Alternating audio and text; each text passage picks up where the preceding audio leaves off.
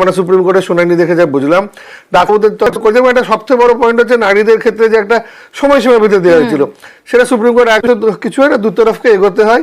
সেই ক্ষেত্রে একটা সলিউশনের জায়গা আমার মনে হচ্ছে কি হচ্ছে না হচ্ছে সুপ্রিম কোর্ট ব্যাখ্যা করে দিয়েছে, আবার কোনো পানিশমেন্ট হবে না সেটাও। উনি বলছেন যে হয়তো অপরাধীরা, হয়তো দুষ্কৃতীরা এখনো খোলা ঘুরে বেড়াচ্ছে, সে কারণেই কোথাও গিয়ে জুনিয়র চিকিৎসকরা কাজে ফেরার ব্যাপারে আশ্বস্ত হতে পারছেন না, এবং তিনি বলছেন আদালতের কাছে প্রে করছেন যে আমাদের প্রোটেকশন দেওয়া হোক। ইন্দিরা জয় সিং বলছেন, দেখুন ডেফিনেটলি আপনাকে তো বললাম, যেটা আমরা যদি আগের দিন দেখি না, কনফিডেন্স ছিল ডাক্তাররা যেন কাজে ফিরতে পারে, তারা যেন সেই কনফিডেন্সটা পায়, এই গুরু দায়িত্বটা কিন্তু রাজ্য সরকারের উপর আজকে সুপ্রিম কোর্ট চাচ্ছে। কালকে আমরা যে মিনিটস দেখলাম তাতে 100 কোটি টাকার ফান্ড অ্যালোকেশন দেখলাম।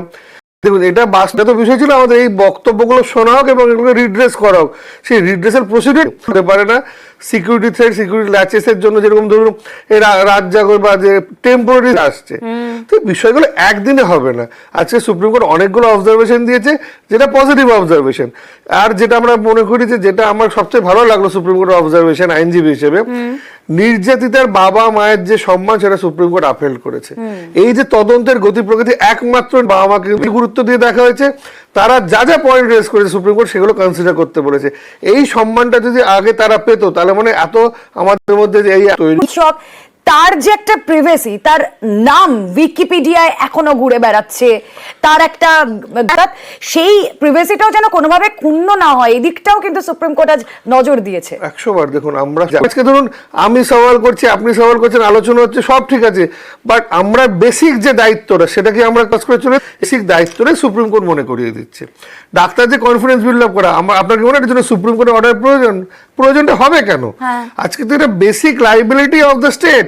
আমরা রাজ্যে বসবাস করছি, আমরা যখন একটা ইন্ডিভিজুয়াল স্টেট, সে কোন পলিটিক্যাল পার্টি স্টেট রুল করে is not a issue. State is a independent constitutional body, তার সেই দায়িত্বটা আজকে সুপ্রিম কোর্ট বলে দিয়েছে, যেটা খুব পজিটিভ। সেটা সময় বলে দেবে, আজকে ডেটে আপনি আমি বসে আলোচনা করে বলতে পারবো না, কিন্তু আমাদের যে রিড্রেস করতে কিছুটা নিশ্চয়ই সময় লাগবে। কিন্তু আমরা যেটা বলতে পারি আজকে একটা দিশা সুপ্রিম কোর্টের সামনে আজকে উত্থাপন হয়েছে।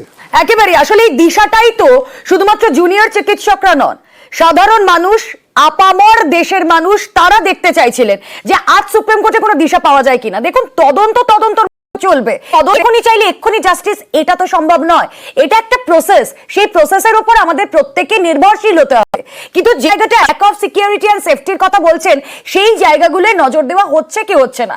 নিরাপত্তা নিয়ে কিন্তু ইতিমধ্যেই স্বাস্থ্য সচিবের হলফনামাও তলব করা হয়েছে, যেমন রেস্ট্রিক্টেড এরিয়া, সেখানে বায়োমেট্রিক থাকতে হবে, সিসিটিভি ইনস্টল করতে হবে, নট অনলি ইন আরজিকর। বলে রাখছি হাসপাতালের সামনে রেখে শুধুমাত্র হাসপাতালেই কিন্তু আমাদের সব জেলার বিভিন্ন সেখানে নিরাপত্তা সুনিশ্চিত করতে হবে জুনিয়র চিকিৎসকদের, কারণ তারা পেন ডাউন করুন পরবর্তী ইনকোর্টের যে পর্যবেক্ষণ, আশা রাখি তা এক দিশা দেখিয়েছে। এবং অবশ্যই সবকিছু এক্ষুনি যে পার্টগুলো ইতিমধ্যেই রেজ করা হয়েছে, ইন্দিরা জয় সিং তিনি বলছেন চিকিৎসকরা কাজে ফিরবেন, ফিরতে তাদের মোটো নয়, কিন্তু তারা তাদের নিরাপত্তার স্বার্থে, তারা তাদের নিরাপত্তা সুনিশ্চিত করতে এই দাবিগুলো রাখছেন। তার কারণ হয়তো কোনো দুষ্কৃতী খোলা ঘুরে বেড়াচ্ছে, সেই দিকটা অ্যাড্রেস করতে পুলিশের ভূমিকা নিয়েও কিন্তু আজ আদালতে আলোচনা হয়, সওয়াল জবাব হয়। কারণ শুধু হচ্ছে কি হচ্ছে, কিন্তু ইতিমধ্যেই সঠিক দিশা দেখানো হয়েছে, সেই দিশার হাত ধরে দেখা যাক এই আরজিকর খুন ধর্ষণ তদন্তে কতদূর এগোনো যায়। একটা ছোট্ট ব্রেকের পর আমাদের এই খবরে নজর থাকবে, সঙ্গে থাকুন।